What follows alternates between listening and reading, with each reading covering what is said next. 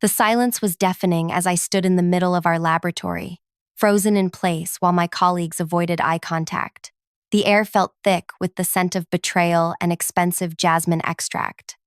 While you were off playing with flowers in Tokyo, the company needed someone reliable, Terrence announced, his voice carrying across the lab. Phoebe has graciously accepted the head perfumer position. 6 months of intensive training under Master Hanako Yamamoto, one of the last practitioners of ancient Japanese aromatic techniques, rendered meaningless in a single sentence. 7 years of research, overnight shifts, and innovative formulations, all dismissed as playing with flowers. Phoebe stood beside Terrence, wearing a cream-colored dress that probably cost more than my monthly salary. She'd been with the company for exactly 14 weeks.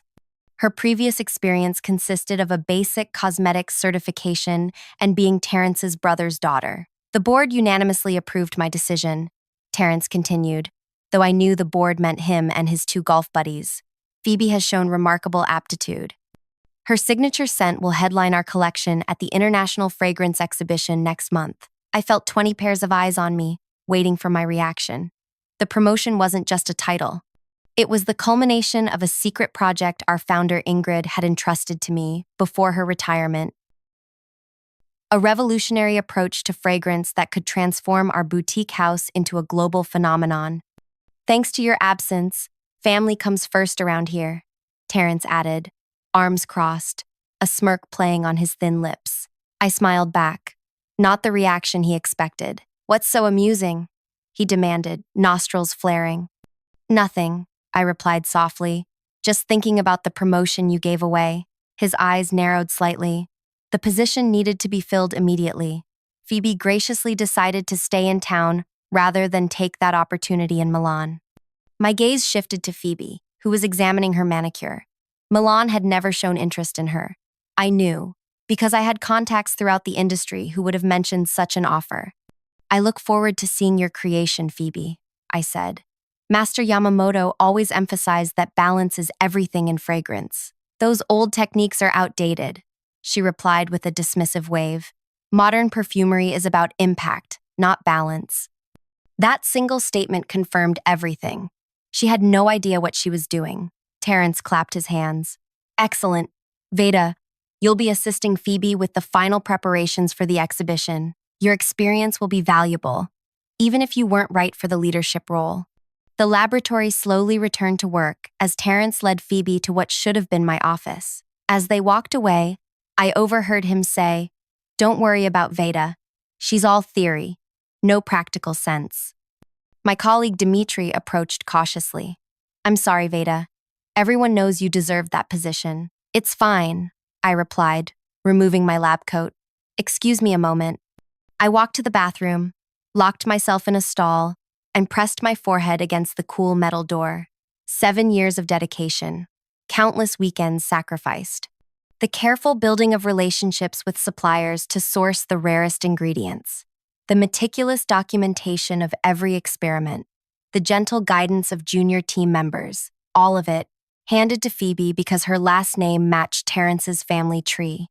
I took 3 deep breaths, detecting the subtle notes of cleaning solution, hand soap, and fear. My fear. Not of failure, but of what I might do next. Because what Terrence didn't understand was that the promotion he'd given away wasn't just any position. What Phoebe didn't realize was that the formulations she was now in charge of weren't just pleasant scents. What neither of them knew was that, in Tokyo, I hadn't just learned techniques, I'd uncovered secrets. Secrets about how certain molecular combinations could influence human perception and behavior. Secrets that, in the wrong hands, could lead to disaster. And Phoebe's hands were very wrong indeed. I splashed water on my face and stared at my reflection. The woman looking back had changed. 6 months in Tokyo had transformed me. I was no longer just a talented perfumer. I was something else entirely. I straightened my shoulders and dried my hands. As I reached for the door, I made my decision. Terrence had no idea what he'd just done. Neither did Phoebe, but they were about to find out. If this story has captured your attention, please consider giving it a like and subscribing for more. Your support helps me continue crafting these tales of determination and justice. Let me know in the comments if you've ever had something you worked hard for taken away unfairly. I read every comment and would love to hear your experiences. My name is Veda Chandler, and until 6 months ago, I was the deputy perfumer at Alchemy Essentials, a boutique fragrance house known for its innovative, natural scents. I've always had what my grandmother called a witch's nose, able to identify and separate individual scents from the most complex bouquets. When other children were drawing with crayons, I was categorizing the distinct waxy notes of each color. I joined Alchemy 7 years ago with a biochemistry degree and a passion for transforming molecules into emotions. While other perfumers created pleasant fragrances, I created experiences, scents that transported you to specific memories or feelings. This gift caught the attention of Ingrid Northwood, our founder and a legend in the fragrance world. Ingrid became my mentor, recognizing something in me that others missed. She wasn't interested in commercial success alone. She believed fragrances could do more than smell nice. They could heal, inspire, and transform. 3 years into my tenure, Ingrid shared a secret with me. Veda, she said, her voice soft in her private lab. Throughout history, certain master perfumers discovered that specific molecular combinations could influence human perception and behavior. Not in a mystical way, but through neurological pathways. The ancient temples used these techniques in their ceremonies. She showed me delicate scrolls and worn journals, her collection of fragrance history that few had ever seen. Modern science is only beginning to understand what ancient masters knew intuitively, she continued. Certain scent molecules can trigger specific responses in the brain, feelings of trust, alertness, calm, or even subtle anxiety. Over the next 4 years, Ingrid and I worked quietly on what she called the Harmony Project, a revolutionary approach to fragrance that went beyond pleasant smells to create beneficial sensory experiences. We conducted careful research, documenting every experiment and discovery. As Ingrid prepared for retirement, she arranged for me to train with Master Hanako Yamamoto in Tokyo, one of the last practitioners of these ancient techniques. This knowledge is powerful, Ingrid warned before I left. It must be used with respect and precision. One molecule out of balance can transform a beneficial scent into something quite different. Terrence had been appointed interim CEO after Ingrid's retirement. He was a marketing executive who knew nothing about fragrance creation but plenty about profit margins. He reluctantly approved my Tokyo training but made it clear he considered it an unnecessary expense. In Tokyo, Master Hanako taught me that the most powerful fragrances worked through subtle influence, not overwhelming force. The Western approach is often too direct, she explained as we worked. They create scents that shout. We create scents that whisper directly to the brain. I learned techniques for formulating molecules that could induce specific states of mind, clarifying focus, enhancing empathy, alleviating anxiety. But I also learned the dangers of imbalance, how the same molecular structures, when improperly formulated, could induce opposite effects. Balance is everything, Master Hanako emphasized daily. Respect the power you hold. When I returned from Tokyo last week, I discovered chaos at Alchemy. Terrence had accelerated the timeline for our signature collection launch to coincide with the International Fragrance Exhibition, FS, just 4 weeks away. And now, Phoebe, with her 14 weeks of experience, was in charge of the entire project. After the announcement of Phoebe's promotion, Dimitri filled me in on what had happened during my absence. She changes formulations without testing, he whispered as we worked in the lab. She doubles concentrations because she thinks scents should be stronger. She ignores safety protocols because they're too slow. Has anyone seen her actual work? I asked. Terrence won't allow criticism, Dimitri replied. Last week, Alexis suggested additional testing for Phoebe's signature scent, and Terrence removed her from the exhibition team. That evening, I stayed late, ostensibly to catch up on missed work. Once everyone had left, I carefully examined Phoebe's formulation notebooks. What I found terrified me. Phoebe had taken our delicate, balanced formulations and brutalized them. She'd increased potent compounds to dangerous levels, mixed incompatible molecules, and ignored crucial stabilizing agents. Her signature scent, the one Terrence planned to feature prominently at the exhibition, contained exactly the combinations Master Hanako had warned against. In a controlled environment like our lab, the problems weren't obvious. But under exhibition conditions, warm rooms, hundreds of people, changing humidity, these imbalances could trigger reactions ranging from headaches to acute anxiety. I sat back, stunned by the potential disaster looming. Buyers, critics, and industry leaders would all be exposed to these unstable compounds. The reputation Ingrid had built over decades could be destroyed in an evening. I had three options: tell Terrence, who wouldn't listen, quit in protest, which wouldn't help anyone, or find another way. The next morning, Phoebe summoned me to her new office, my intended office. "Terrence says you should assist me," she said without looking up from her phone. "I need you to prepare sample vials of my signature scent for the exhibition preview." "Of course," I replied. "May I review your final formulation first? Sometimes certain compounds require special handling for events." She shrugged and pushed a notebook toward me. "Whatever. Just make sure it smells exactly like my prototype. Terrence says this scent will define the company's future." On that point, at least, we agreed. Over the next 3 weeks, I became Phoebe's shadow. I offered suggestions that she mostly ignored. I pointed out potential issues that she dismissed. I recommended standard testing that she called paranoid. But I also gained her trust by praising her creativity and supporting her in front of Terrence. Gradually, she began allowing me more involvement in the final preparations, particularly for her signature scent, which she'd named Dominance. An appropriate name, though not in the way she intended. 2 days before the exhibition, disaster struck. During a final formulation session, Phoebe accidentally knocked over a bottle of essential compound, losing half our prepared stock of her signature scent. "What am I going to do?" She panicked, looking at the spreading liquid on the floor. "The exhibition is in 2 days. We need at least 50 sample vials." "I can help," I offered calmly. "I've memorized your formulation. If you handle the other preparations, I can recreate this batch overnight." Relief washed over her face. "You'd do that? Even after?" "We're on the same team," I assured her. "The company's success is what matters." She left me alone in the lab with full access to all ingredients and her complete trust. That night, I worked methodically, carefully adjusting the formulation of Dominance. I didn't sabotage it, not exactly. I simply restored balance to certain molecules while subtly modifying others. The changes would be undetectable in the lab environment but would reveal themselves under specific conditions. Conditions exactly like those at a crowded exhibition hall. As dawn broke, I sealed the last sample vial and prepared detailed notes on proper handling of the fragrance. Phoebe would never read them, but they would provide important documentation later. When she arrived that morning, I presented her with the completed work. "You're a lifesaver," she exclaimed, examining a vial. "It smells perfect. Just doing my job," I replied. "Remember, fragrance is all about balance," she laughed. "You and your balance. This is going to blow everyone away."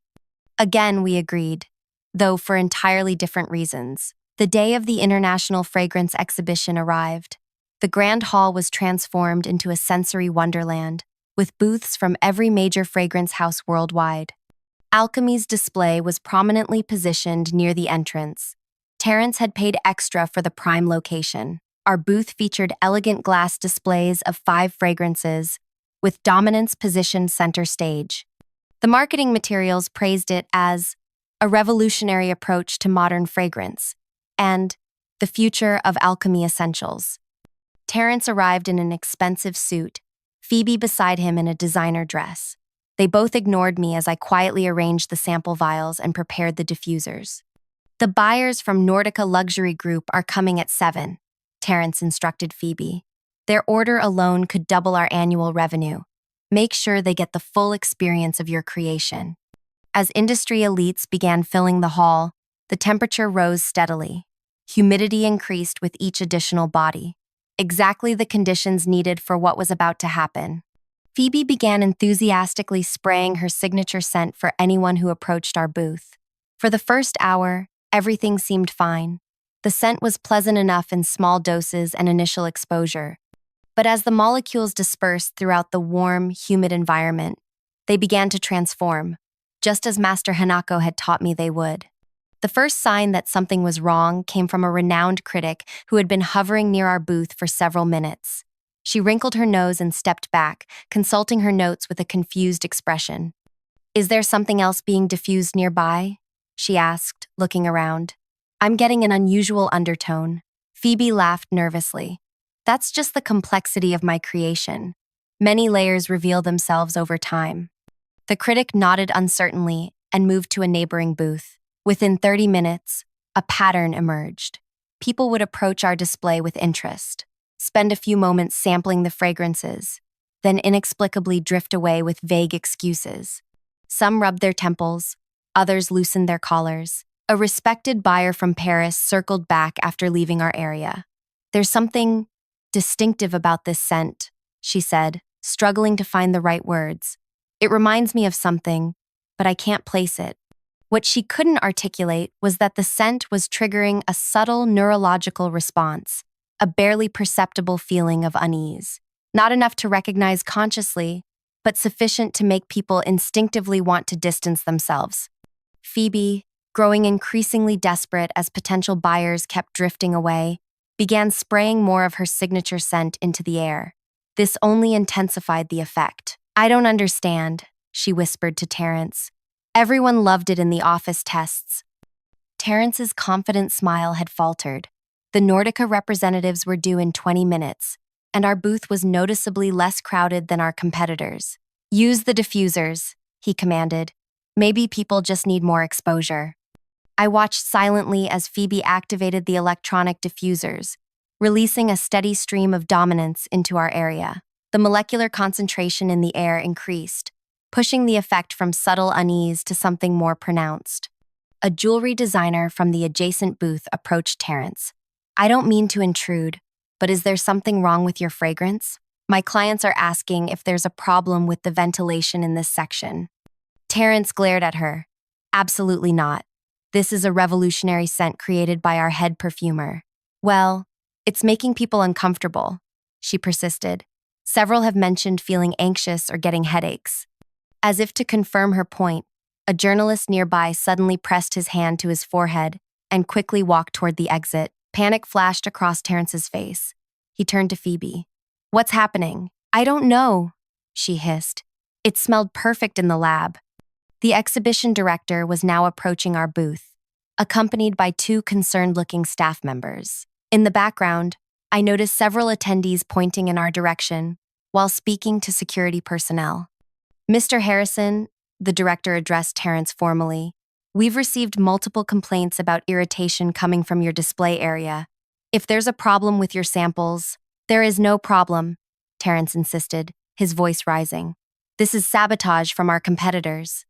The director looked skeptical. "Nevertheless, if the complaints continue, we'll need to shut down your booth for safety reasons." As he walked away, Terrence rounded on his staff.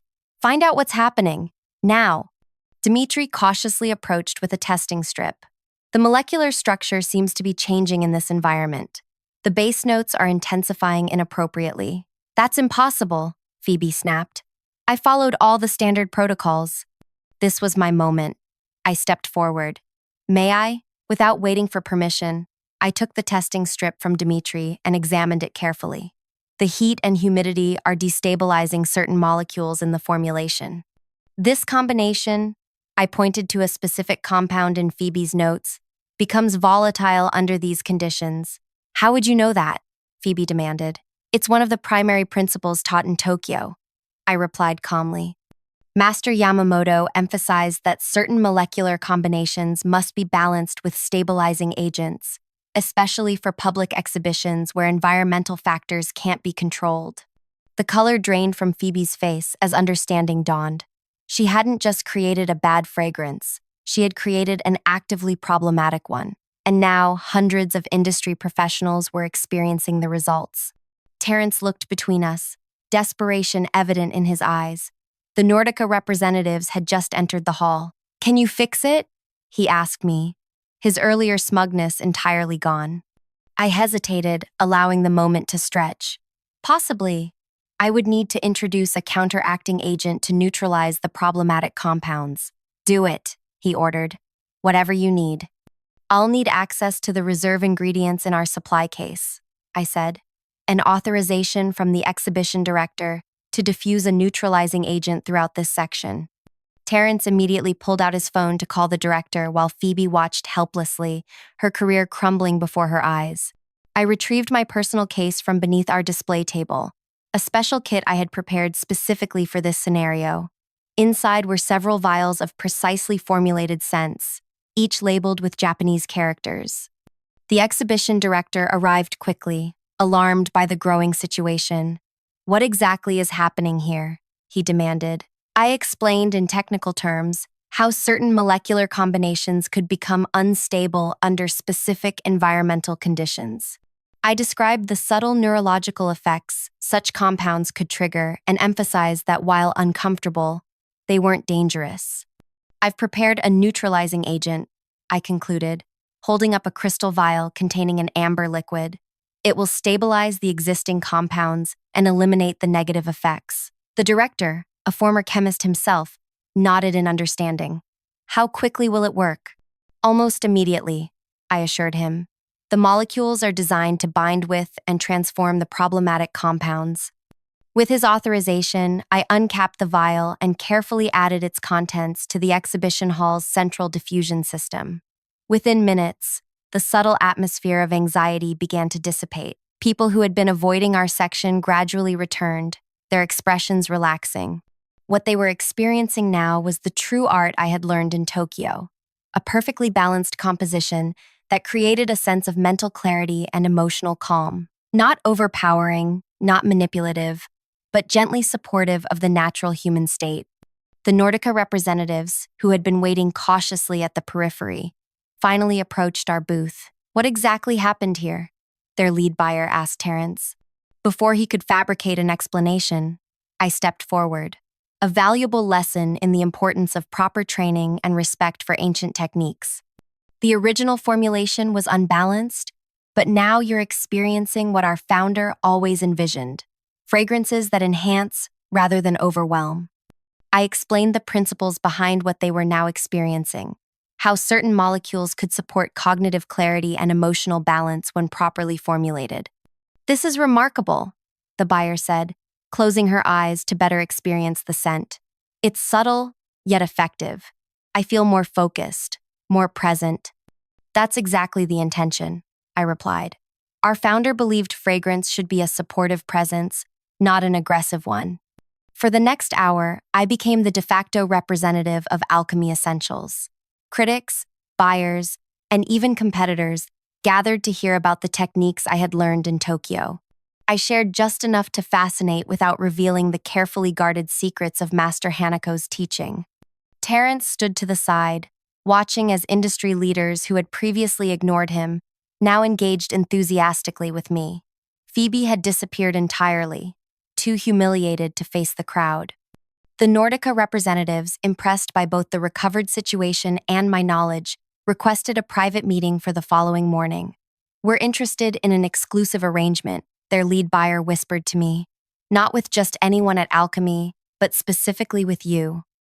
As the exhibition drew to a close, the director approached with several board members from the International Fragrance Association. "That was quite a demonstration," he said. "Intentional or not, you've given us all a powerful lesson in respect for fragrance chemistry." "Some lessons need to be experienced to be truly understood," I replied. After the attendees had departed, I found Terrence sitting alone in our disheveled booth, tie loosened and expression grim. "The board chairman called," he said without looking up. "There's an emergency meeting tomorrow morning." "I assumed there would be," I replied, packing my materials. "You knew this would happen," he said. "It wasn't a question. I knew an unbalanced formulation would become problematic under exhibition conditions. Yes, any properly trained perfumer would have known that. You could have prevented it. You could have corrected Phoebe's work beforehand." I paused, meeting his gaze directly. "The way you prevented a qualified professional from receiving the position she earned? The way you corrected your mistake of appointing an unqualified family member to a critical role?" He had no response. "See you at the board meeting," I said, walking away. That night, I received 3 calls. one from Master Hanako checking on the demonstration, one from Ingrid who had heard about the exhibition from her industry contacts, and one from the board chairman requesting all my documentation on the Harmony project. I slept peacefully for the first time since returning from Tokyo. The board meeting began at 8 the following morning. I arrived early with a comprehensive presentation, my training certificates from Tokyo, detailed notes on the Harmony project spanning 7 years, correspondence with Ingrid confirming her intentions for my role upon return, and complete documentation of the molecular issues with Phoebe's formulations. Terrence arrived minutes before the meeting began, Phoebe notably absent, the boardroom filled with senior executives and major shareholders, many of whom I'd never met. The chairman called the meeting to order with a grave expression.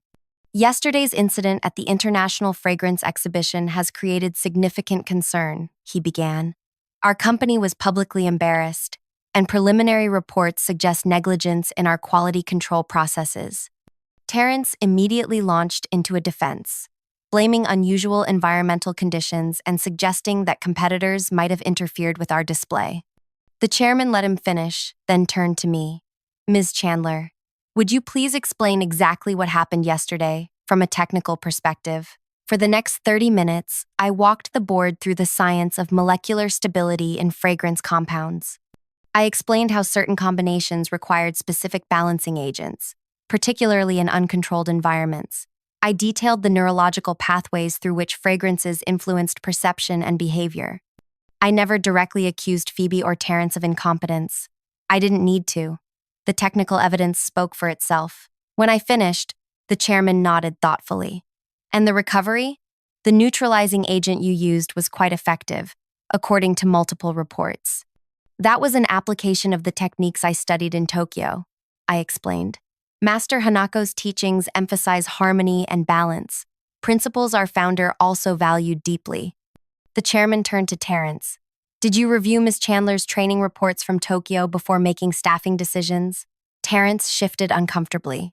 Those reports weren't relevant to operational needs. The company required immediate leadership in the perfumer position. Interesting, the chairman replied, because we have here a letter from Ingrid Northwood, dated before her retirement, explicitly stating that the Tokyo training was the final preparation for Ms. Chandler to assume the head perfumer role upon her return.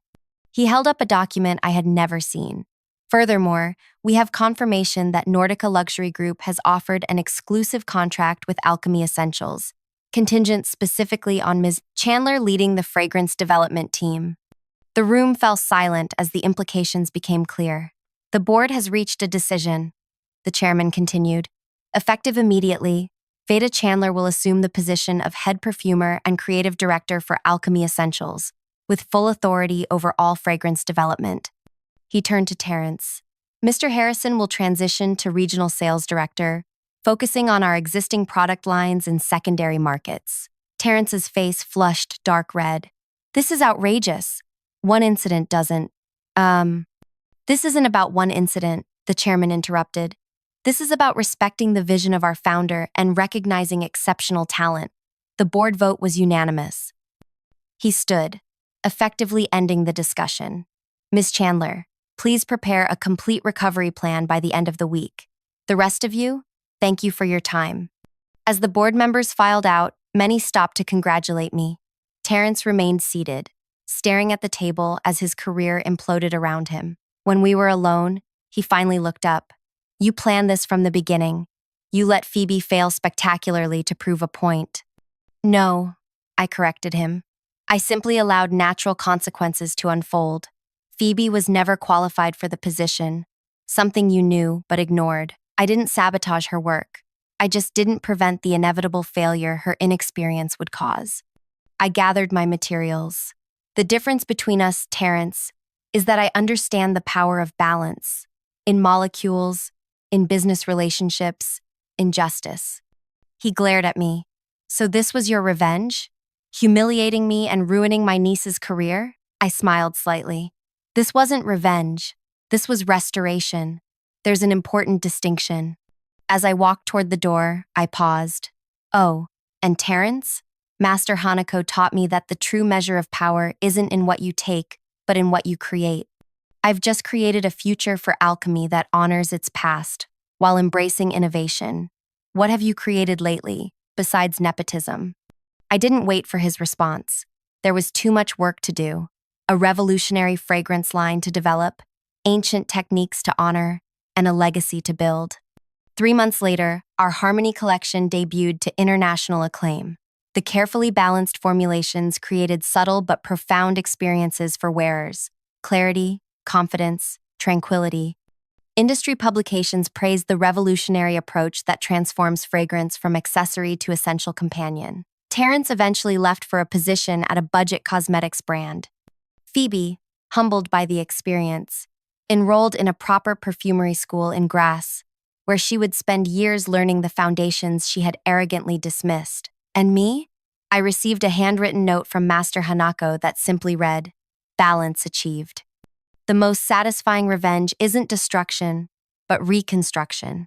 Not in taking something away, but in creating something better. Not in burning bridges, but in building new paths that lead exactly where you were always meant to go.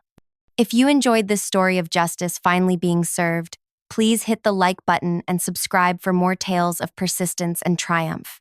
Have you ever had to watch someone unqualified take a position you deserved?